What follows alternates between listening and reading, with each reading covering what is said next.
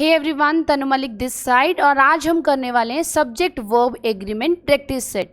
This is very important for us. तो video start होने से पहले मैं आपको दो बातें बता देती हूँ जो आपको ध्यान रखनी है। तो सबसे पहले सब्जेक्ट वर्ब एग्रीमेंट का मतलब क्या होता है। जिस भी सब्जेक्ट की बात हो रही है उसी के अकॉर्डिंग यहाँ पर वर्ब आएगी। और दूसरी चीज़ जो आपको ध्यान रखनी है, एक ही सेंटेंस में ज़्यादा सब्जेक्ट्स भी हो सकते हैं, तो आपको ध्यान रखना है कि किस सब्जेक्ट के बारे में बात हो रही है, उसी के अकॉर्डिंग यहाँ पर राइट ऑप्शन आएगा। आपको ये नहीं देखना है कि डैश से पहले यहाँ पर बॉयज़ लिखा हुआ है तो मैं इसके अकॉर्डिंग लगा दूँ यहाँ पे। नो, जिसके बारे में बात हो रही है उसी के अकॉर्डिंग वर्ब आएगी। तो स्टार्ट करते हैं।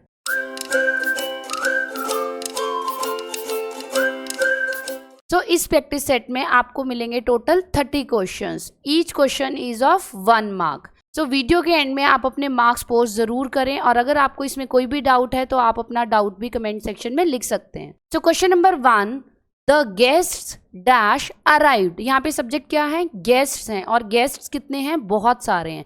सो दो ऑप्शन है हमारे पास, has and have. So guests के साथ राइट आंसर आएगा have. Next is question number 2, one of them dash not known to me. तो हमें यहाँ पे आंसर देखना है वन ऑफ के अकॉर्डिंग। अब यहाँ पर आपको रूल ध्यान रखना है, जहाँ पर भी ये वर्ड्स आ जाते हैं, no one, one of, any one, every one, either, neither, इन सब के साथ सिंगुलर वर्ब आएगी। तो इसके साथ राइट आंसर क्या आएगा, was. Next is neither of this pens dash good. हम आंसर देखेंगे नाइदर के अकॉर्डिंग। अभी मैंने आपको रूल बताया है, नाइदर, आइदर, इन सब के साथ क्या आएगा, singular. So neither of this pens is good, singular verb आएगी। Question number 4, several of the boys dash been successful. हमें आंसर देखना है सेवरल के अकॉर्डिंग। अब जो सेवरल है ये क्या है, एक प्लूरल वर्ड है। So several of the boys have been, यहाँ पे आएगा हैव। अगर यहाँ पर प्लूरल सब्जेक्ट है तो वर्ब भी प्लूरल आएगी। Last is either the teacher और द बॉयज डैश रॉन्ग। अब जैसे ही आपने आइदर देखा आप बोलोगे यहाँ पर सिंगुलर वर्ब आएगी। नो, आपको ध्यान से देखना है, यहाँ पे आइदर के साथ और भी लगा है, राइट। और यहाँ पर जो सब्जेक्ट है वो एक तो टीचर है और दूसरा सब्जेक्ट क्या है, बॉयज। तो एक सब्जेक्ट सिंगुलर है लेकिन दूसरा सब्जेक्ट प्लूरल है, तो जो आंसर है वो आएगा प्लूरल में। टीचर और the boys are wrong. Next is question number 6, 100 kilometres dash a long distance. अब जो 100 किलोमीटर्स है वो वैसे तो एक प्लूरल है, बट द रीजन इज कि ये एक पर्टिकुलर क्वांटिटी को डिनोट कर रहा है। सो ये बन जाता है यहाँ पर singular. 100 kilometres is a long distance, तो यहाँ पर आएगा is. Next is politics.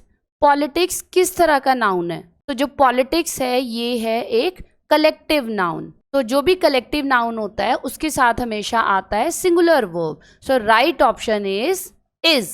Politics is my favourite subject. अब इसके अलावा यहाँ पर कुछ भी हो, मैथमेटिक्स, साइंस, इंग्लिश, उन सब के साथ भी इज आएगा। Next is here dash the news read by Promila Singh. अब यहाँ पे हमें जो वर्ब है किसके अकॉर्डिंग देखना है, न्यूज़ के अकॉर्डिंग। अब सेम जैसे हमने कलेक्टिव नाउन में किया था इसी तरह इकोनॉमिक्स, न्यूज़, समन्स, इन सब के साथ भी सिंगुलर वर्ब आएगी। So the right option is. Here is the news. Next is the United states of America dash a rich country. अब ये जो यूनाइटेड स्टेट्स ऑफ अमेरिका है ये सिर्फ एक ही कंट्री है, सो यहाँ पर भी क्या आ जाएगा, is a rich country. Question number 10, 50,000 rupees dash a big amount. अब फिर से सेम हमने क्वेश्चन नंबर 6 में किया था।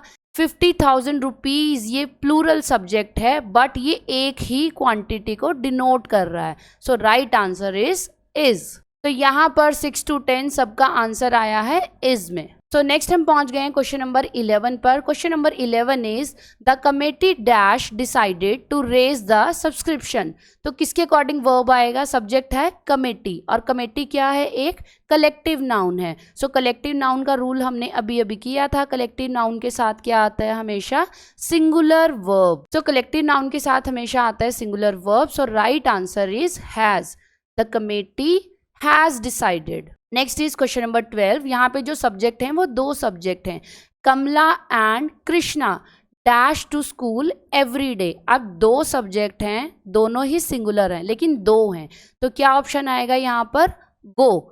अगर यहाँ पर एक ही सिंगुलर सब्जेक्ट होता तो यहाँ पर आता गोज, लेकिन दो लोगों के नाम दिए हैं और एंड के साथ कनेक्टेड है तो यहाँ पर आ गया go. Question number 13, the cost of all articles dash risen. हमें कॉस्ट के अकॉर्डिंग इसका वर्ब देखना है, तो कॉस्ट के साथ यहाँ पर आ जाएगा has, singular verb. Next is question number 14, the Arabian Nights dash an interesting book. अब अरेबियन नाइट्स ये पूरा एक बुक का नाम है, तो ये क्या है? एक सिंगुलर सब्जेक्ट, इसके साथ आएगी एक singular verb, so is an interesting book. Question number 15, neither food nor water dash available there. अब यहाँ पर नाइदर भी है और नॉर भी है। अब जहां पर भी नाइदर, नॉर, आइदर और दो सिंगुलर सब्जेक्ट्स को ज्वाइन करता है उसके साथ आता है singular verb, so right option is was. अब सब्जेक्ट वर्ब एग्रीमेंट में जितनी आप प्रैक्टिस करेंगे उतना ही आप परफेक्ट हो जाएंगे। सो क्वेश्चन नंबर 16, इसी तरह का सेंटेंस हमने पहले भी किया है, not only he but also his children. अब यहाँ पे जो सब्जेक्ट हैं वह दो हैं, पहला सब्जेक्ट सिंगुलर है, चिल्ड्रन यानी उसके बच्चे, तो ये जो है ये सब्जेक्ट प्लूरल है। सो सिंगुलर और प्लूरल दो तरह के सब्जेक्ट हैं, तो यहाँ पर जो ऑप्शन है वो भी प्लूरल में आएगा। So not only he but also his children have gone to Delhi. अगर यहाँ पर होता चाइल्ड, चाइल्ड भी सिंगुलर हो जाता तो यहाँ पे आता हैज, लेकिन यहाँ पे दिया हुआ है चिल्ड्रन, तो यहाँ पर आंसर आ गया have. Next is question number 17, the jury dash divided in their opinions. अब आप बोलोगे ये तो हमने अभी अभी किया था कि कलेक्टिव नाउन है तो सिंगुलर वर्ब आएगा, बट यहाँ पे आपको एक बात का ध्यान रखना है कि जब कलेक्टिव ग्रुप के मेंबर्स को अलग अलग शो किया है तो वहाँ पर प्लूरल फॉर्म आएगी। फॉर एग्जाम्पल ज्यूरी, उसके बाद बात क्या बोली गई है? डिवाइडेड इन देयर ओपिनियंस, मतलब ज्यूरी के जो मेंबर हैं वो सब अपने अपने ओपिनियंस में अलग अलग हो गए हैं, तो यहाँ पर आएगा प्लूरल में आंसर। सो प्लूरल वर्ब क्या आ जाएगी?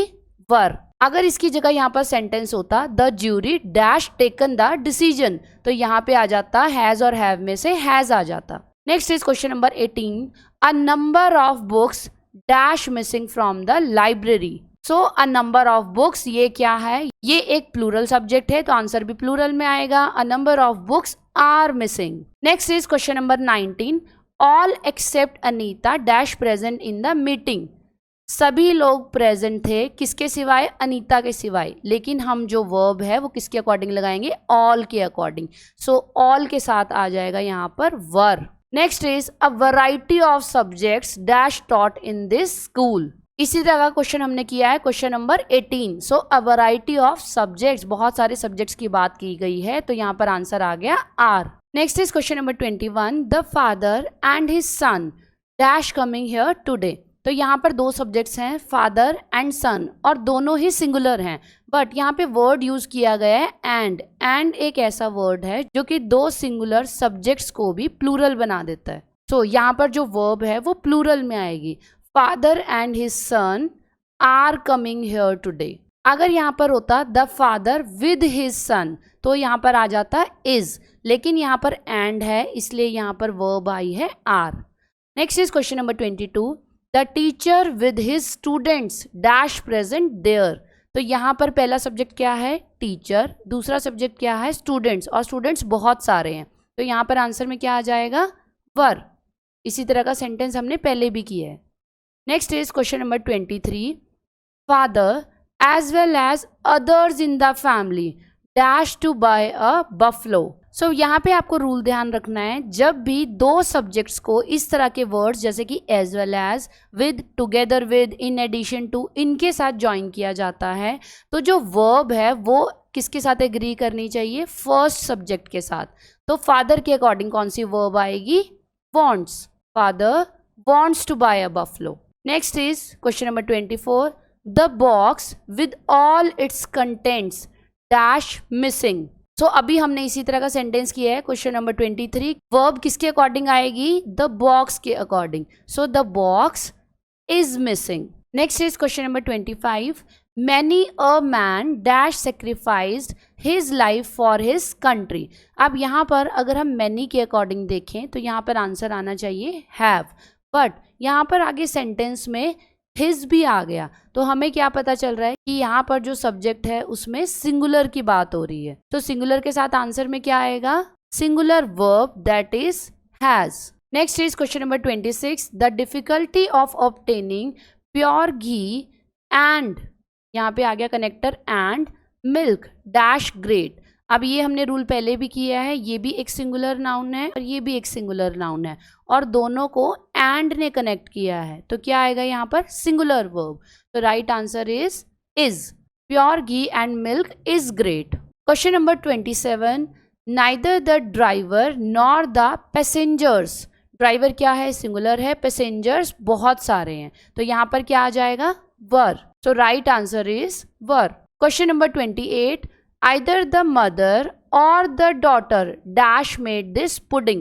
अब यहाँ पर मदर भी सिंगुलर है और डॉटर भी सिंगुलर है तो यहाँ पर जो वर्ब है वो भी सिंगुलर आएगा। हैज और हैव में से क्या आ जाएगा यहाँ पर? Has. Question number 29। A sum of 5000 rupees. तो यहाँ पर पैसे तो बहुत सारे हैं लेकिन ये एक सिंगल क्वांटिटी को डिनोट कर रहा है। सेम सेंटेंस हमने पहले प्रैक्टिस किया है सो आंसर आपका राइट होना चाहिए। क्या आंसर आएगा यहाँ पर? तो 5000 रुपीज वॉज आएगा क्योंकि ये सिंगल क्वांटिटी को डिनोट करता है। Last question. Each of the winners dash a scholarship and a trophy. तो यहाँ पर हमें जो आंसर देखना है वो ईच के अकॉर्डिंग देखना है। ईच का मतलब क्या होता है? हर एक। सो हर एक विनर को एक स्कॉलरशिप और ट्रॉफी मिलेगी। तो राइट आंसर इज रिसीव क्योंकि यहाँ पर जो सब्जेक्ट है वो सिंगुलर है तो जो वर्ब है वो भी सिंगुलर में आएगी। So each of the winners receive a scholarship and a trophy. So subject and verb agreement को अच्छे से समझने के लिए जितनी आप प्रैक्टिस करेंगे, बार बार वो सेंटेंसेस आपके सामने रिपीट होंगे तो जो रूल्स हैं वो आपको परमानेंटली लर्न हो जाएंगे। हमें रट्टा मारने की जरूरत नहीं पड़ेगी। सो होप आपने इस वीडियो से बहुत कुछ सीखा होगा और ये आपके लिए बहुत हेल्पफुल रहेगी। So thank you for watching. Video अच्छी लगी है तो वीडियो को लाइक ज़रूर करें और अगर आप हमारे चैनल पर नए हैं तो चैनल को सब्सक्राइब ज़रूर करें। Thank you. Bye bye.